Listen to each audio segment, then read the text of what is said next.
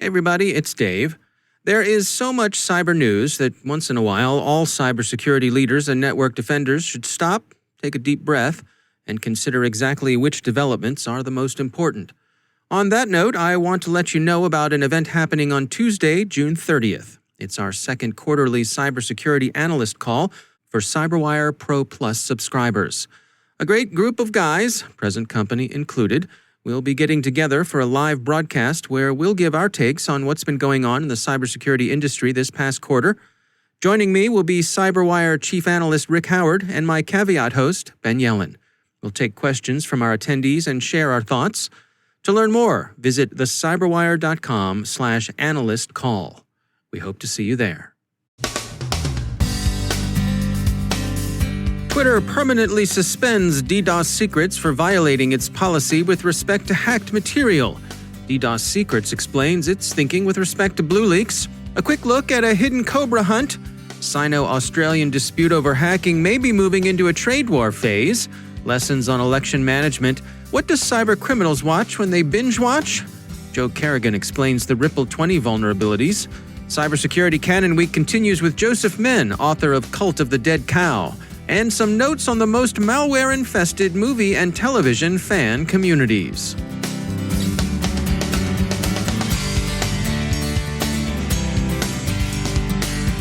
And now, a word from our sponsor, KnowBe4. There's a reason more than half of today's ransomware victims end up paying the ransom. Cyber criminals have become thoughtful, taking time to maximize your organization's potential damage and their payoff. After achieving root access, bad guys explore your network, reading email, finding data troves, and once they know you, they craft a plan to cause the most panic, pain, and operational disruption. Ransomware has gone nuclear. KnowBe4 has an exclusive webinar that covers ransomware. In it, you'll find out why data backups, even offline backups, won't save you, why ransomware isn't your real problem, and how your end users can become your best last line of defense. Go to knowbe4.com/ransom and learn about this exclusive webinar. That's knowbe4.com/ransom, and we thank KnowBe4 for sponsoring our show.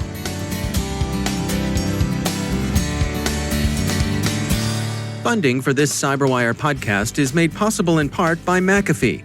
Many companies are continuing to support a work-from-home model while putting a strain on their IT resources and security. McAfee is helping companies scale their security to work-from-home employees while optimizing IT architecture. Learn more at mcafee.com/workfromhome. From the CyberWire studios at Data Tribe, I'm Dave Bittner with your CyberWire summary for Wednesday, June 24th, 2020. Twitter told ZDNet that the social network has permanently suspended the DDoS Secrets Twitter account, an account belonging to the group responsible for BlueLeaks, because DDoS Secrets violated Twitter's policy against distribution of hacked material. Wired reports texts from DDoS Secrets founder Emma Best, who explained in response to the observation that there's not a lot of illegal police activity on display in BlueLeaks. This shouldn't be surprising, she suggested. In DDoS Secrets' view, the value of the material is that it shows that legal and normal police conduct is itself problematic, especially in terms of its tone and the attitudes it expresses.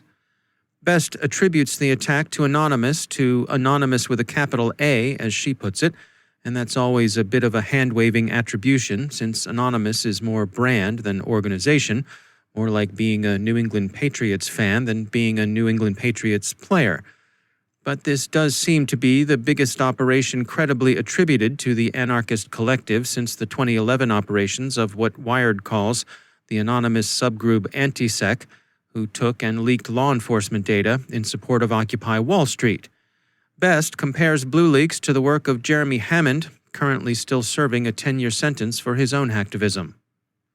A number of bloggers who've commented on BlueLeaks don't like what they see because what they see is a relatively indiscriminate revelation of names, addresses, phone numbers, license plates, banking information, allegations of crime, and so forth.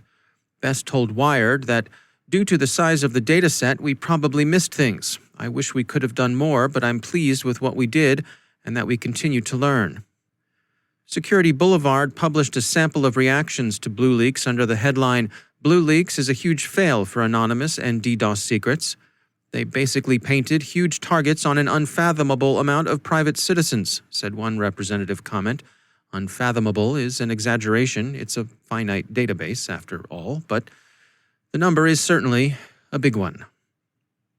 Security firm Reversing Labs offers a walk through the tools North Korea's hidden Cobra, also known as the Lazarus Group, uses. The lessons the researchers draw is that it's possible to develop a rich picture of a threat actor from a starting point of publicly available intelligence.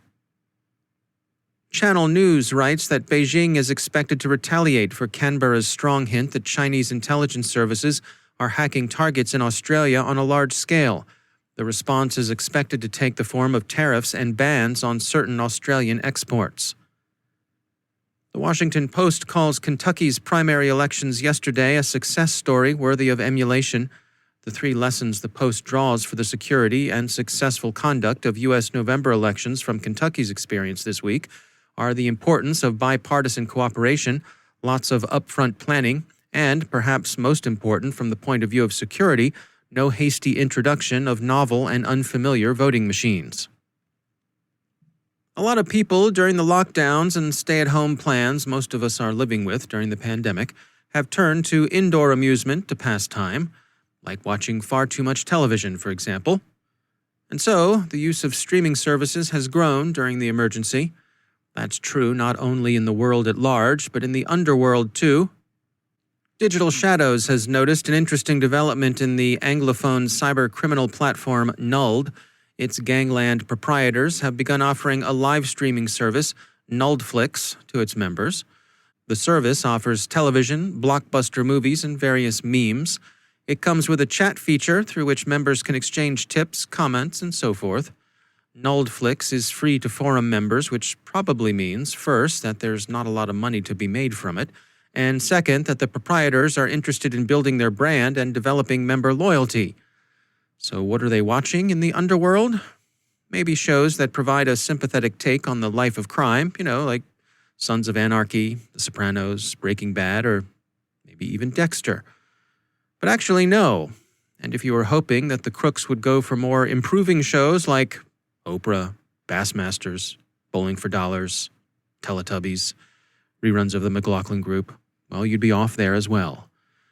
Judging from the small sample of chatter Digital Shadows shares, when the hoods aren't on the clock, they like to kick back with the same sort of stuff other kids do. Need anime manga suggestions, read one's request. Hey kid, tried Sailor Moon. Space Battleship Yamato is pretty good too. Some chats are open-ended. Need Netflix suggestion. Still others are invitations to critical engagement. Harry Potter versus The Lord of the Rings. A tough call, but we're pretty sure that Radagast and the Brown would win in a fight with Albus Dumbledore. Or Avatar 2 or Avengers Endgame. Another one that's too close to call, but we will say that neither of them is up to the standard of Ant-Man, still less to the very high bar set by Ant-Man and Wasp. Digital Shadows points out that there are probably self-esteem issues at play here. Members of English-language criminal fora tend to be younger and less professional than the denizens of other languages' platforms, and Russian speakers, we're looking at you, so they can feel shunned and belittled by their more hardened colleagues. It's like Americans who join the French Foreign Legion. They've got a reputation as complainers and non-hackers. Come back and see us when you're ready to march or die, Yankee. So the underworld apparently has its tender sensibilities, too. And finally, some have wondered if particular television shows and movies are more dangerous than others. Researchers at security firm McAfee took a look at this question and concluded that, yes indeed, some shows are riskier than others. They list the top 10 titles that could lead you to a dangerous download. It's actually 2 top 10s because they have a list for TV and one for movies. The dangerous TV shows include, in this order, Brooklyn Nine-Nine, which is a police comedy procedural, Elite, Harlots, Letterkenny, Poldark, Lost, You, Gentrified, Pen 15, and Skins. The movies, also in order, Warrior, Zombieland, The Incredibles, Step Brothers, Bad Boys, the 2019 version of Aladdin, the 1994 Lion King, Swingers, Frozen 2, and The Invitation. A lot of the risk comes from pirate streaming services, so if you must binge on Poldark, do so from a legitimate source. And be careful of associated fan sites for these titles too, not to mention their appearance as fishbait. Why these titles? Popular culture is market intelligence for the criminal classes. They follow people's interests the better to socially engineer their marks. You want Poldark? They got your Poldark right here. As for us, we're sticking to Bassmasters.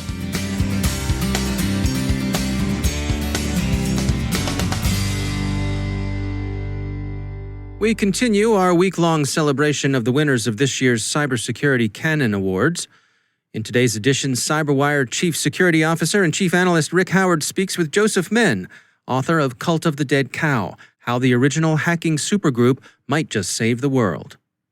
The CyberWire is celebrating the Cybersecurity Canon Project this week in its 6th year, identifying the must-read books for all network defenders. This week, the Canon Committee announced the Hall of Fame inductees for the 2019-2020 season, and I am pleased to have on the show one of the winning authors for his book called Cult of the Dead Cow, How the Original Hacking Supergroup Might Just Save the World. Joe Menn, welcome to the show. Hey, thanks for having me, Rick. So, Joe, why'd you write the book? Well, so I've been writing about cybersecurity for a long time. I wrote a book on it before, and it's basically a grim picture. And rather than write yet another book about why things are so hard, I wanted to try and point to solutions. And the Cult of the Dead Cow was a great vehicle for that because they go all the way back. They go back 35 years. They were involved one way or another in a lot of the inflection points in security. They're in the coordinated disclosure debate. This is the advent of hacktivism, or sort of morally driven hacking, which has come to mean many different things to different people. And then the fact that they contributed so much in so many different ways. So in the public sector, Mudge worked for DARPA on cybersecurity. In the private sector, Dildog Chris Rue founded Veracode, which is a unicorn. And then in sort of the realm of like volunteers and hacktivists, they helped push Tor forward and many other things. So you can talk about all the big things that have happened in security through the lens of this one really interesting group that sort of had to keep leveling up in terms of their moral capacity as the challenges got bigger. So because of the pandemic, this interview is a proxy for your acceptance speech of the Canon Hall of Fame Award. Any last words along those lines? Well, I guess I'd just like to say, first of all, I'm really honored. I've been a fan of the Cybersecurity Canon Project, and I actually obliquely mention it in the book because it's really important. The shared knowledge and the institutional knowledge is something that's precious, and there needs to be common values as much as possible, a common vocabulary. We need to be talking about the same things in order to really make progress in something as complicated and daunting as cybersecurity. I think there's been a sort of an absence of discussion of moral issues in the field, but I think it's really important. And one of the important things that we can learn from the old school hackers is they all developed their own moral codes. You may not agree with many of them, but they at least put some work into it, and they're willing to talk to their peers about that. And I think we need to go back to that. The book is called Cult of the Dead Cow, How the Original Hacking Supergroup Might Just Save the World, and it is now officially inducted into the Cybersecurity Canon Hall of Fame. Congratulations, Joe, and thanks for being on the show. Thank you so much, Rick. Our thanks to Joseph Menn for joining us. The book is Cult of the Dead Cow, How the Original Hacking Supergroup Might Just Save the World.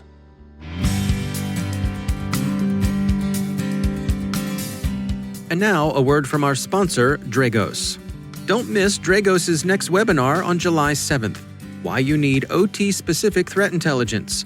You'll learn about similarities and differences between IT and OT threat intelligence, how to create and act on OT intelligence, and they'll take you inside the mind of an ICS adversary. Visit dragos.com/webinars. That's dragos.com/webinars. And we thank Dragos for sponsoring our show.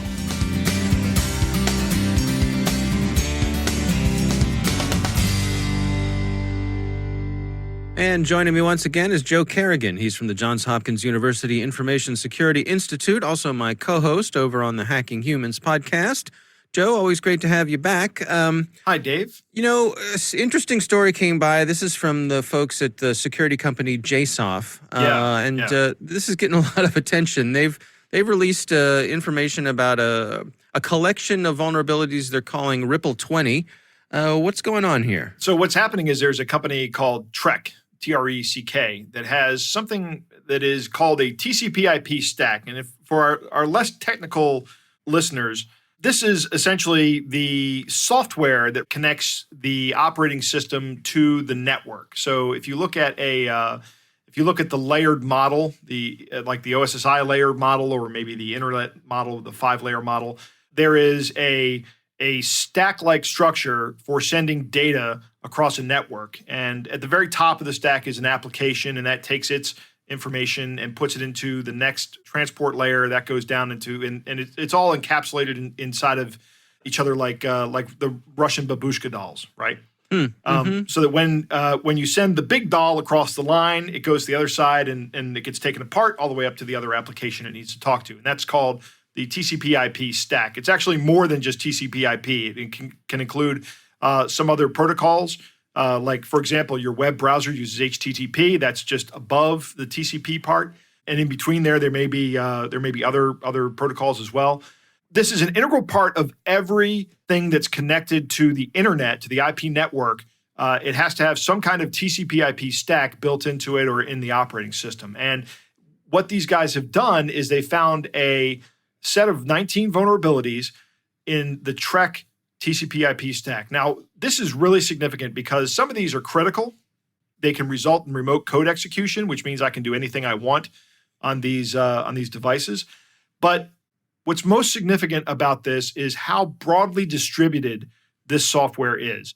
It is in a lot of devices from a lot of different manufacturers. And the reason for that is if I want to start up a product and I want that product to be connected to the internet, why would I waste my time writing my own TCP/IP stack when I can just go out and get one and license it from somebody else like Trek, right? It's actually the internet's version of the red Lego brick that's 2x4, the exactly standard. Yeah, exactly. It's a basic building block that everybody has. Right, and furthermore, that might be the right thing to do from a security standpoint, right? Because if I don't have the expertise in house to write a secure network stack, I'm going to invariably write something with vulnerabilities and defects in it. And that's what's happened here. I'm not saying that Trek doesn't have the expertise. They spend almost all their time doing this, I guess. There's a team that is devoted to this product. But any software product is going to have vulnerabilities in it. Trek is actually taking this seriously. They have a response on their website as to how they're doing this. But really, this is going to come down to these individual device manufacturers, whether or not these device manufacturers have built their devices to be updatable. Yeah. Let's say I'm going to go out on a limb here, Dave. I'm going to say they didn't do that.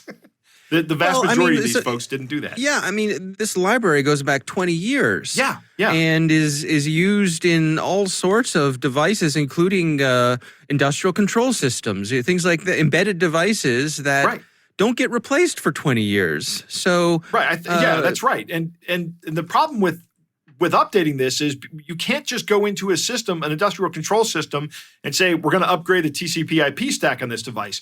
There's a ton of testing you have to do and configuration management that you have to do before you do that. Mm-hmm. Now, there is some comfort here. I'm not sure if it's actually comfort that a lot of this stuff can't be exploited unless you're on the same network as the device. But if that device is connected to the internet and it's exposed to the internet, then it's available for exploitation. Getting over that hurdle of getting inside a network is not that significant of a feat, right? I mean, we see it happen every single day. The article here from JSOF says that there's one critical vulnerability in the DNS protocol that may potentially be exploitable by a sophisticated attacker over the internet from outside the network boundaries, even on devices that are not connected to the internet. So I don't know how this works. They're going to do a demo of this at Black Hat. I really want to see that. I'm kind of curious. It seems to me like they still either need a really sophisticated attacker who can compromise a DNS server that they know this device talks to, or again, they need to get inside the network and make a DNS request to a server they control so they can send back the corrupted DNS packet that gives them code execution. That's how it works. Yeah. A DNS response, a bad DNS response has to be received, and you can't just send a DNS response to somebody. It has to be in response to a request. So this is one that people should pay attention to and take a closer look at. Yeah, this is something that everybody should look at whatever Internet of Things devices they have on their networks. If they can't be updated, it might be time to start moving those things towards disposal. And when it comes time to replace them, make sure that these devices can be updated, have new firmware flashed to the devices without causing too much overhead and consternation for the user. Yeah. All right. Well, Joe Kerrigan, thanks for joining us. It's my pleasure, Dave.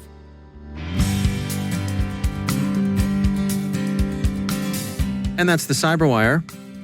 For links to all of today's stories, check out our daily briefing at thecyberwire.com. And for professionals and cybersecurity leaders who want to stay abreast of this rapidly evolving field, sign up for CyberWire Pro. It'll save you time and keep you informed. Listen for us on your Alexa smart speaker, too. Thanks to all of our sponsors for making the CyberWire possible, especially our supporting sponsor, Proofpoint's Observit, the leading people-centric insider threat management solution. Learn more at observit.com. The CyberWire podcast is proudly produced in Maryland out of the startup studios of Data Tribe, where they're co-building the next generation of cybersecurity teams and technologies. Our amazing CyberWire team is Elliot Peltzman, Peru Prakash, Stefan Vaziri, Kelsey Bond, Tim Nodar, Joe Kerrigan, Carol Terrio, Ben Yellen, Nick Valecki, Gina Johnson, Bennett Moe, Chris Russell, John Petrick, Jennifer Iben, Rick Howard, Peter Kilpie, and I'm Dave Bittner. Thanks for listening. See you back here tomorrow.